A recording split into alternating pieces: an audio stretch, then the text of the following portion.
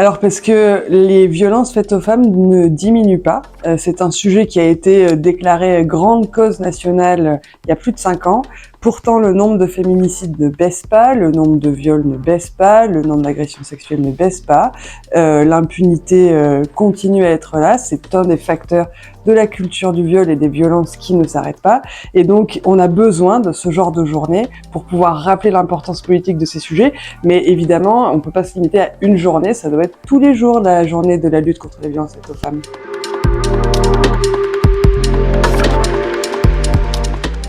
Alors, d'abord, il n'y a pas de rôle des élus déconnectés de la société. Les élus, en particulier les élus féministes, qui arrivent à faire bouger les choses, que ce soit quand on a réussi à introduire le droit à l'IVG dans la Constitution, que ce soit si on arrive, j'espère, à changer la définition légale du viol, que ce soit quand on arrive à voter des crédits pour les associations féministes, quand on arrive à augmenter les moyens de la justice, etc. On le fait toujours parce qu'on est convaincu qu'il faut le faire et qu'on se bat pour au Parlement, mais on le fait toujours parce qu'il y a dans la société une mobilisation, un relais qui pousse. Voilà, il n'y a pas de victoire féministe sans ce lien très fort entre les citoyens, les associations et les élus. Et donc en fait, voilà, les deux côtés doivent être actifs. Moi, je peux faire plein de choses, mais je peux rien faire toute seule.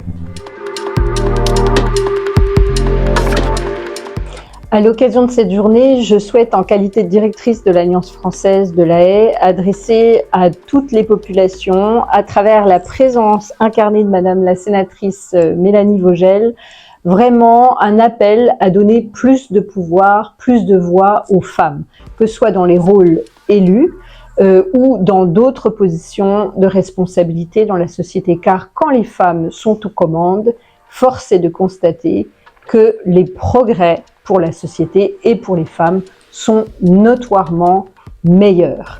Donc plus de pouvoir pour les femmes partout dans le monde, dans toutes les positions, tel est mon message.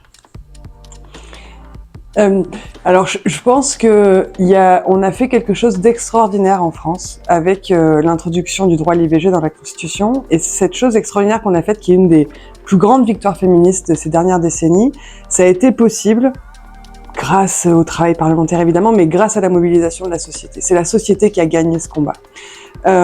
Aujourd'hui, en 2024, on a un nouveau grand sujet en France qui s'ouvre dans la société, qui est celui de l'introduction de la notion de consentement dans le code pénal pour que la définition légale du viol puisse être modifiée et qu'on considère enfin, parce que c'est pas le cas aujourd'hui, qu'un rapport sexuel non consenti est un viol.